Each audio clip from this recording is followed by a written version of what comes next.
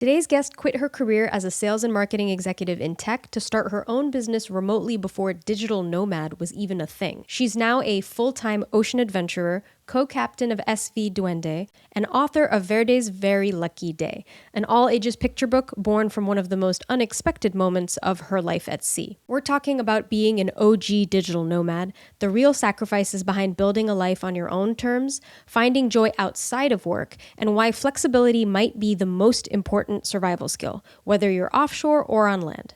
Welcome to the Unemployment Diaries, Linda Jackson. Sometimes, I feel like I should do these things outside, but right now it's rainy season and every once in a while we get these violent, downpours come through and I wouldn't want to have to be out there in the middle of that. So I'll just stay here in my office. In your office, on your yacht, Yeah. sailing Yeah. in Fiji.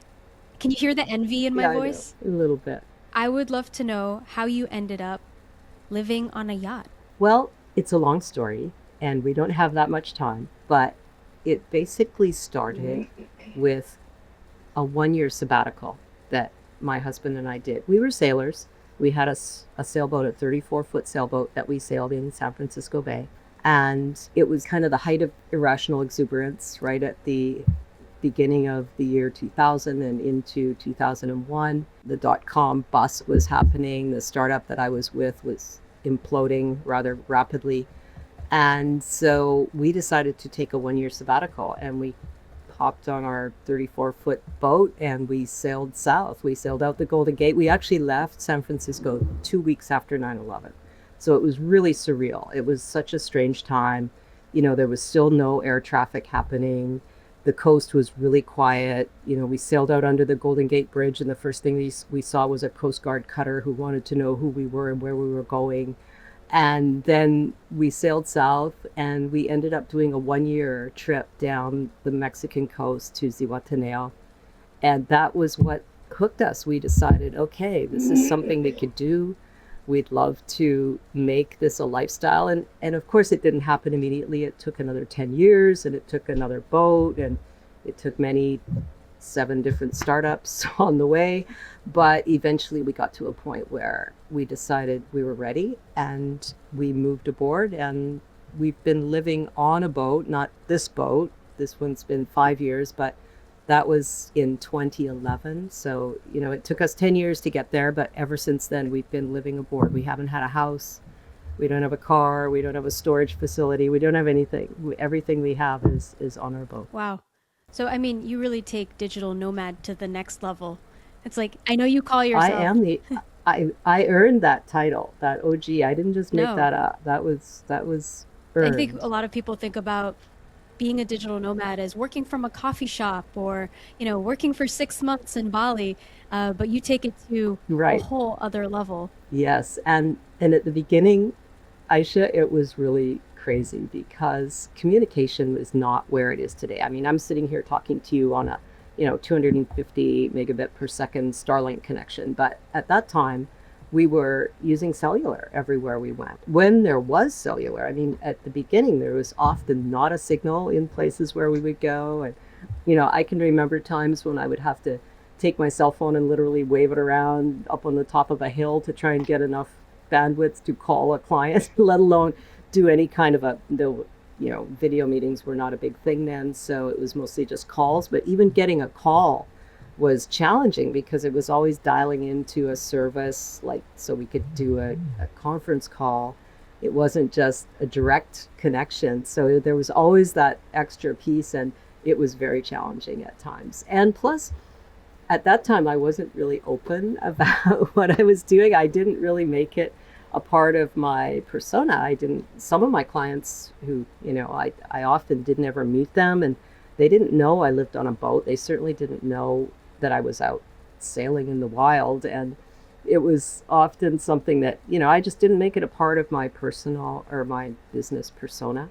So I would never try and hide it, but I never made it a big deal. And so, I'd have to just compensate for those technical difficulties that we had at that time with communication. Communication was always the biggest challenge. Yeah, it's the things that we take for granted now because Exactly. everything Yeah. is digital first, and a lot of people only know Hmm. careers that have been in digital environments or remote environments, so that's just normal. But back when I first started working remotely, I was still an employee. All the startups that I worked for, I'd always worked from my home office. So remote work was never the big challenge for me. It was more about just, when I decided to become an independent consultant, that of course changed everything. And I had to start getting my own business and then doing my own business. So that made things a little more. I'd love to hear a little bit more about that process, because this show is all about being unemployed from beliefs and systems that hold you back or anyone else's idea of what life should look like. And you call yourself unemployable.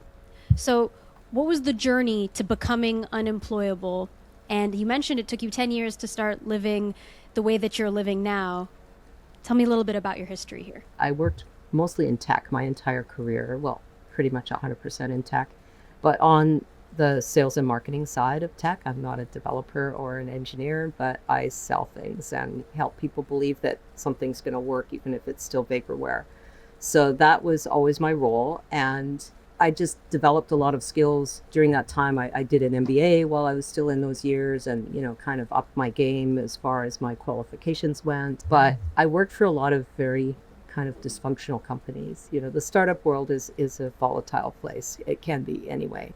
And there was a couple of experiences near the end of my time as an employee that just really made me decide that I just didn't want to be in that environment anymore. I didn't want to work for a crazy CEO who, you know, threw tantrums on a regular basis. And I just knew that I could do better if I could be happier if I was working for myself. And often it felt like I was working for myself anyway, because I had very direct relationships with my clients and I built a pretty substantial network. And I started talking to a few people about, what if, this was just me and you just hired me to help you with your strategy. And we did these programs together. And a few people leaned in and said, yeah, that sounds like a good idea. So I just did it. And I thought, well, worst case scenario, I can always go back and get a job if it doesn't work out. But I was really fortunate. I landed a couple of really good gigs with clients that turned into really long-term assignments. And,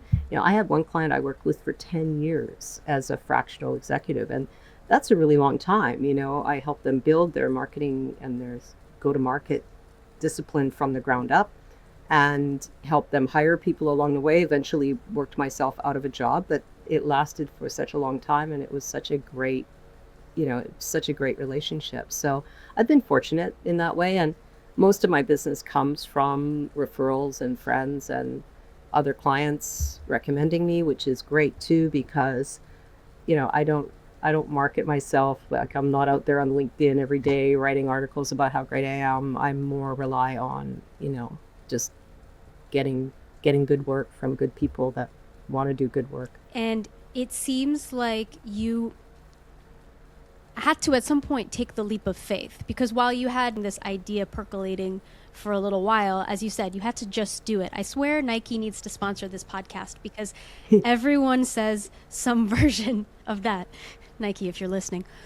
Yes. But do you think that working with those volatile CEOs pushed you over the edge? And if you hadn't had that experience, you might have lingered longer? Or would you have stepped out anyways? I think potentially I would have stepped out anyways. It might have taken me a little longer to get there. That was kind of the last experience was a real, like, I got to get out of here moment. But I think I mentioned to you in a previous conversation, I had read a book way, way back, like in 2001, the first dot-com explosion. There was a book by Daniel Pink, who is one of my favorite business authors. He wrote a book called The Free Agent Nation, and it planted a seed with me that has grown over the years. And it wasn't an immediate idea, but he wrote this book about how people could be free agents, and the future of work was going to be that people would be less inclined to be employees and more inclined to be independent and work on project-based work and consultative work. And that really stuck with me. And I loved that idea. I had this dream we'd get all my friends together on projects and we'd work together and have fun. And then we'd just all go our way and do our thing again. And it's kind of how it's worked out, because when I do get a project and I need help, I usually have somebody I can call that is somebody that I know, and they know how to do, they're great designers, or they're, video producers, or they're comic book artists. I've worked with, done a couple of wild, projects where we actually wrote comic books for collateral, which was kind of fun. And I just, I've been lucky to pull these people into projects and work with me, and it's always great to do that. So it's like you had a vision for what your life could be, and you consciously or subconsciously were working towards it the whole time until you finally now live it. Far more subconscious than not, Aisha, because I was really, kind of accidental as well, because it sounds great now to look back and say, oh, this was my vision and this was what I was working toward the whole time. No, I didn't really know how it was going to roll out. And I certainly, in a million years, never suspected that I would own a boat like this, the one that we're on now. It came to us through a very serendipitous set of circumstances, and I could never have planned for that. So many things. I think one of the things about being in this lifestyle, not only the boat part of it, but even just the independent work part and the being unemployable part, is that I have to be flexible. And I am flexible. I'm very good at kind of going, okay, well, that's a new idea. Yeah, let's chase that down, knowing that these courses correct and that things will always correct and that you can correct. You don't have to think about your decisions as being permanent. They're, let's try it for a while, let's experiment, and if it doesn't work, do something different, but you don't have to stick with one thing. And I think that's what holds a lot of people up. I do wonder if that's what prevents a lot of contentment and a lot of success, is like that rigidity for how it needs to look like and what the outcome needs to be deemed successful. And Mm-hmm. sometimes the most successful people that I've encountered are the most stressed and unhappy. And then I personally don't qualify them as successful to the same degree. And so I wonder if your mindset essentially was what facilitated you to build this wonderful life where now you seem to kind of have it all, if that's not too cliche. It is a work in progress, and you've always got to take into account that the outward appearance looks pretty perfect, but there's always something underneath the surface for everyone. Doesn't matter how successful you are, or how much money you make, or what kind of a beautiful house you live in, or great car that you drive. There's always something that goes on below the surface that you can't see from the outside. And so I think that, I work hard on feeling that this is not work hard on feeling this is enough, because I know it is enough. We have enough. We have enough. I don't make the huge dollars that I was making when I was in a more settled environment where I wasn't sailing all the time, or moving around a lot, or taking on more projects, because I've consciously over the last couple of years kind of scaled back to, I don't want to really work more than 50% of my time, because I have another life here. I want to be part of this boat, this crew, working on the boat. I do a lot of projects on the boat that are far more satisfying to me than my consulting work. Sorry, clients, if you're listening, but it's just true. I would rather be doing things that improve this boat and make it more beautiful right now than anything else. So I really try and structure my time so I have the time to do that as well. So that's another choice that I've made. And so that, again, might not sit well with some people who think, oh, they always have to be getting more and more and more money, more whatever. But I don't really need that right now. And I've really consciously let myself be okay with that, because I'm also very AAA, and I have to consciously, let my ambition kind of, settle down. I love that you are very transparent about the fact that it's not all sunshine and rainbows, despite, living on a yacht and being able to sail and having all that flexibility. What are the challenges that come with a slightly more untethered lifestyle? Well, there's personal ones, I think, and then there's business ones. The personal ones, of course, are that you are isolated. We are out here. I mean, we have some friends that we've met because we've been in Fiji now for almost 5 months. We chose consciously to sit here for the southern cyclone season because it's a very sheltered place. We know if a big tropical storm did come through, we would feel safe here. But we have been sitting in the same place for longer than we normally do. So that's allowed us to meet some people and make some friends. But normally, we're moving pretty fast and we don't make very close connections. So it's the loneliness can be part of it, and I don't see my family very much. I talk to them frequently and I do video calls with them and such, but we don't see people very frequently. And we're so far away now, it's hard for friends to come and visit as well. The last visit we had was when we were in French Polynesia. Friends of ours came for a couple of weeks, but since then we haven't had any visitors either. So, it's an isolated kind of lifestyle. So you got to accept that and be okay with that. But I've learned to get a tremendous amount of satisfaction and connection out of these kind of, things that we're doing now, and being connected with people virtually. I'm pretty good at that, and that it's enough for me as well. So that's great. But I do get out and I talk to everybody and I make some friends around town. And, I do a lot of things that help me write on my Substack about this environment. And I just go meet crazy people. So I do a lot of that stuff. So that keeps me occupied. But from a business perspective, there are challenges too. I mean, you've got to make up for the fact that you're not there. I think I have to over deliver often because it makes people feel like they're getting their the value from my work.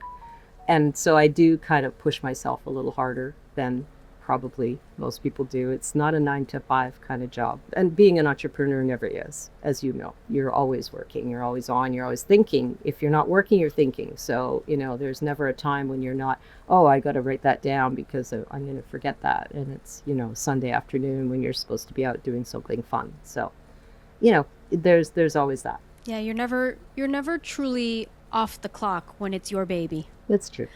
But it has its benefits in the flexibility that it affords. And it's interesting that you mentioned how you consciously decided to forego a more lucrative, financial experience so that you could do more of the things that you loved. Did that happen all at once? Was it kind of I'm not going to do this, I'm going to do this? Or did it happen gradually? Like, take me through your process. Yeah, it was a little bit gradual. And actually, after that long-term interim assignment ended, I had a little bit of a gap, because I'd gotten a little complacent. I hadn't been actively doing any of my own business development and backfilling for that, So when that ended, it was a little bit of a economic hit. But it was also an opportunity for me to just have more time on my hands and realize that there were other things that I really did want to do. So I've always written in a journal, like ever since we've started this life. I write almost every day, not completely every day, but I just handwrite in a hard copy journal.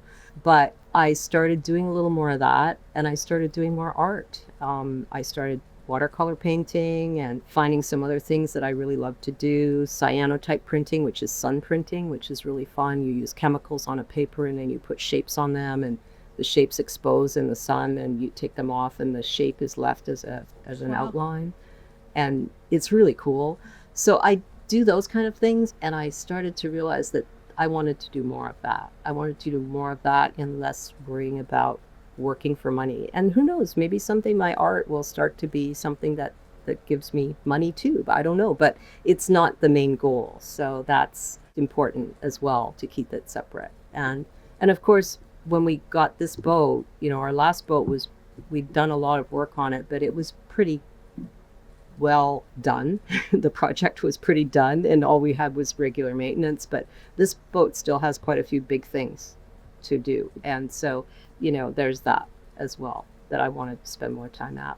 So it was not all at once or even really conscious, but I just became aware that there were other things that brought me joy, and I had to make room for them in my life because I want to live a joyful life. I want to have a happy life, and I have to work at that. And you mentioned just now that it was important for you to keep the creative endeavors creative and have your financial or your revenue generating activities be separate. There's so much pressure in the kind of creator economy to make money out of everything you do and make everything your personal brand. Why the distinction between the two? It's funny because I started writing on Substack last August, and I did it as a creative outlet. I thought, well, I had just set up the Substack for one of my clients, and they were really enjoying it and they were getting a lot out of it. And it was doing really good things for their business. But then one of my other friends said to me, well, Linda, you've got so many great stories. I mean, you've got the best stories in the world. Why don't you start your own Substack? So I did. And I started it, and it started to take off a little bit. And then, being the person that I am and being kind of a marketer and thinking about things in that light, and I had a few people on Substack start to give me a little bit of influence in, well, you've got to monetize, and you've got to think about how this can be a channel that you can get paid for and that you can sell digital products and you could write a guide. And so I kind of got sucked into this vortex of thinking, oh yeah, that's what I should do because, why not? And maybe it can replace my consulting income and I can just do this. And then I actually went pretty far with it. Aisha. I built an assessment and I had it all ready to launch, and I put together a toolkit of all these worksheets that you could do because that's kind of what I do for clients, right? So then I was ready to go. I mean, literally, this was just a couple of months ago, and I looked at it all, and then I thought, what am I doing? Because I'm just creating another job for myself. This is not fun anymore. This is becoming a job. I would have to promote it. I'd have to write about it every day. I'd have to put notes up about it. I have to do all these things. And I'm thinking, that's not fun. I want to write about baking bread and going and meeting the wheelbarrow men that pull, that move products around at the supermarket, and the crazy bus drivers in this town. And I want to write about stuff like that. I don't want everybody to think that I'm here to tell them how to be a digital nomad or a remote life nomad or whatever. So I just shelved it, and I've decided, no, my writing, my Substack, it's just about fun. It's about art. It's about poetry. It's about the things that I do and the sailing that we do and the places we go. And it's not to sell anybody anything or teach them how to do anything, because that's no joy for me. Your consulting business is separate. Substack and everything you do creatively is what gives you joy and fills that other side of you. What are you working on these days? I just actually published a few weeks ago a book that has been in the works for a while, and it's a kid's book. Well, it's a picture book for all ages, we'll call it that, but it has a moral, and it came from a real life experience. It happened in the end of the year 2020. We all know how that year went. It was not a good year for most of us. And we were anchored just off of Puerto Vallarta in Banderas Bay in Mexico. And, we were living on our boat, and it was a pretty easy place to be quarantined because, we kind of are quarantined 100% of the time anyway. So it wasn't a big deal for us. But I was feeling pretty lonely and isolated and a little bit dark. And one day I saw this little iguana. He was floating in the water beside the boat, and he was, about 18 inches long or so, and he was bright green. And he was clearly in distress. He was drowning, and he was trying to swim. He was trying to actually climb up the side of the boat, and he couldn't. It was really slippery. So I put a kayak paddle in the water, and he grabbed on, literally, Aisha, with all his arms, like all four legs. He grabbed onto this paddle, and I pulled him up and I put him out. We had our dinghy hanging off the side of the boat because we keep it out of the water at night, and the tubes were warm in the sun, and he just, you could tell he was just so glad to be out of the water. And so for the whole day, I just kind of sat there, watched him, took pictures, talked to him, named him Verde because he was so green, and he became like my little buddy. And I told myself that, okay, if he makes it through the night, I'm going to get him back to shore and let him go and save him. So I did. And I have a tagline now that I say that, I saved his life and he changed mine, because he literally made me realize that just the impact of doing something for another living creature, for one small act of kindness, which is the moral of the book, it can make a big difference. And so I thought about it for a couple of days, and I realized that my attitude had changed. I was suddenly feeling happier and more positive. And over the course of the next couple of months, things just started to fall back into place. I got some new business. I made some new friends. I got involved in a few new things. Things just started to be more positive. And the words for this book literally just flowed out of me. And the draft that it ended up in is not very much different from that first time I wrote it in my journal in longhand. And so it took me a while. I tried to get it published. I went down the traditional route of trying to find an agent and a publisher, and I got 150 rejection notes back to my query letters. And so I got really busy for a while with other work and things and the boat work. And I just kind of didn't really focus on it that much. But then this year I decided, you know what, this guy has to come out to the world. And if I can't do it traditionally, I'm going to do it digitally. And I just had my friend who's the illustrator that worked with me on this. He's an amazingly talented guy, Ruben Rude. He's a very well-renowned artist in the San Francisco Bay Area. He does a lot of work for bands, band posters, and he does some really avant-garde stuff. But he's a friend of mine, and we've worked together on a couple of corporate projects where I wrote comic books for clients to launch products or to train their sales teams. And he did the artwork for that. And so I got him to illustrate this book, and he did such a beautiful job. The artwork is absolutely incredible. And so we reformatted it from a print format to a digital format that looks better on digital device screens. And I put it out as a PDF. So it's now out there. I've actually sold a handful of them, which is amazing. So I'm actually a published author now. So that's pretty cool. And we're going to give all of our proceeds to charity. So even just buying one of the books is a small act of kindness. But the message is one, Aisha, that is so important, because it's not just for kids. Kids are inherently kind. They don't need that lesson, but adults do. And adults really, really need it right now. I think our world really needs more kindness, more random acts of kindness, more small things that you just do in your neighborhood, or maybe you just help a neighbor with something, or maybe you just give some change to someone on the street, or maybe you buy them a coffee, or just one little thing. You do that and it can just make you feel that much better. And it works. It gives joy to them and it gives joy to you, and it becomes circular. And I think if we had more of that going on, we might have less angst right now. I would have to agree with you. What do you think it is about doing something for someone else with no expectation of anything in return, particularly when you have less to give, or you're not as, wealthy emotionally, physically as you would like to be? What is it that changes your experience by doing that? I think you just take the focus off you, and it becomes more about what else is going on. Whether it's something as simple as helping someone with they're trying to carry something and you help them with that load, or you just do something that is small and seemingly insignificant, but even just that helps you take the focus away from what's going on with you and realize that there's other people out there, and that connection is very important to your well-being. And it feels good. The PSA from this podcast is do go out here when you're done listening, after you're done listening, like and subscribe, and then go do something nice for someone. Just one small act of kindness can make a big difference. That's our tagline for today. I love that. We're going to include the link to purchase the book in the show notes. Yeah, I forgot to mention the title. It's Verde's Very Lucky Day, and it's a true story of an iguana and a little girl. So I put myself in the book as a little girl.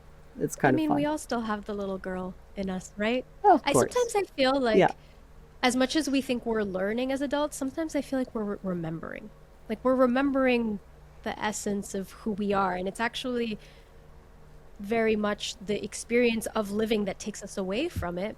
And ironically, the experience of living that brings us closer to it. Yeah. And, there's much psychology that suggests that if you can't embrace the little person inside you that's still there from when you were a child. If you can't love that person and know that they're a good person, then you'll never be a whole person. And recognizing your inner child and accepting your inner child is an important part of emotional growth. Have you always been so wise? Like, is this your No, natural state, or is this the result of many no, years being out on the sea with time no. to contemplate? I think it's just learned experience. But I try and be mindful, and I try harder at that now. I didn't used to be so. I've had my challenges. Obviously, everybody does. But I think that over the years, I have learned to be more thoughtful and mindful. And I try to be kind. I always try to be kind. And it speaks to your openness and willingness to embrace life as it comes. Your lifestyle that you live now very much mirrors that of not having an exact destination. Although I'm assuming when you sail, you do put, coordinates into Oh, the sure. GPS. Yeah. But then, Yeah. if there's a storm or if you need to turn around or if something Hmm. happens, you're willing to Yeah. course correct. We always have to be willing to do that. And it's so important. I mean, there are things that could get in our way that could be, threatening in many ways. Luckily, they don't happen very frequently, but you always have to be ready for it. We always talk about being, we hope for the best and we prepare for the worst. So we've always got, our plan for what would happen. What would we do if something happened? We always know what we would do. That sounds like a great life strategy and metaphor for how to approach everything, not just sailing. When you say Yeah. we, who is part of your crew? My husband, the captain. So we do sail this boat by ourselves frequently as a crew of two, which is also very unusual on a boat this big. Most people say, "Oh, that's a big boat." And I sent you a couple of pictures that say, "Wow, that's a big boat," because that's the impression that a lot of people have when they look at us. And we're not exactly young, but we're certainly healthy and strong. So we can run this boat by ourselves, and we've learned to sail it as a crew of two. We love to have people on board with us for voyages because it's always fun to have other people aboard and crew with us. And we do try and engineer that sometimes, but sometimes people just can't get here to go with us. Like, for instance, when we were leaving Polynesia in April of last year, it was our second trip across the Pacific, and we sailed to Tahiti. We're in a place called Wahine, which is one of our favorite islands.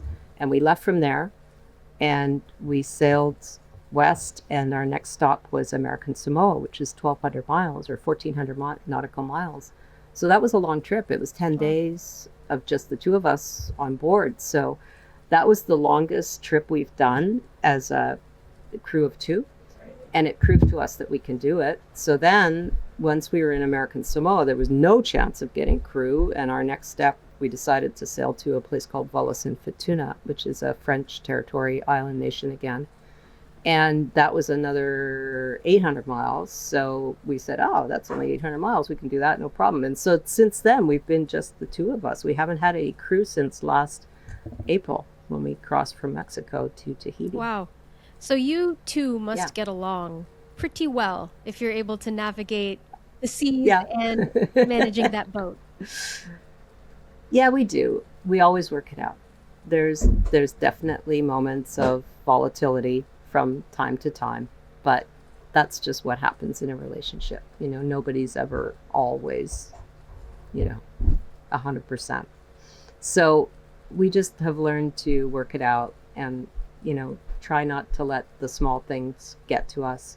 Luckily, we have a big boat, so we can be separate if we have to. But we are together a lot, more than other couples, I think, are.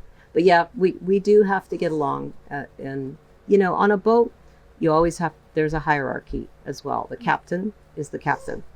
And so he's my husband, but he's also the captain. And when we're sailing and there's something going on and you have to react. Well, I got to remember he's the captain and he might be barking orders, but that's just because things have to be done, right?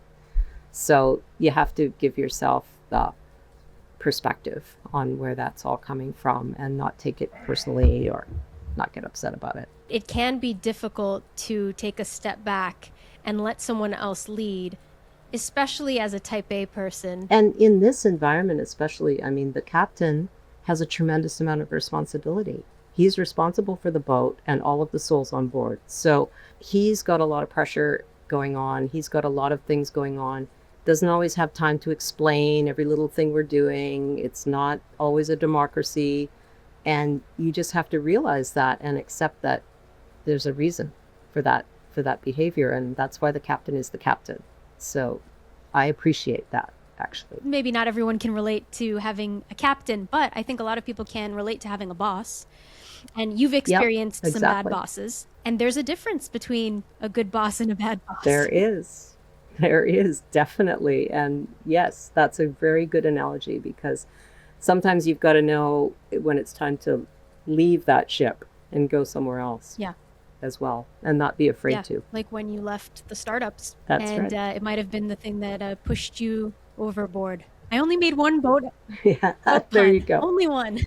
We try we try not go overboard too often, except when it's on purpose. That's a very different class of problem to have as part of your general work life than like the fire alarm is going off during my all hands, Right. you know? Yeah.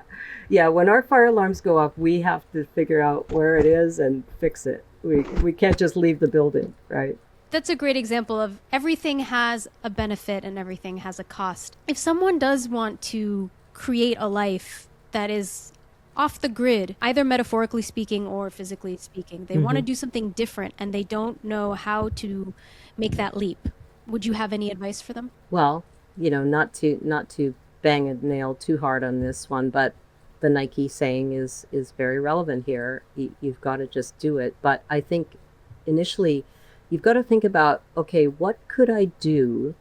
What am I capable of? What are my skills? What are the things that I can do that would allow me to do that remote life? Like, am I someone who could go and, I don't know, become a national park guide? Or, could I?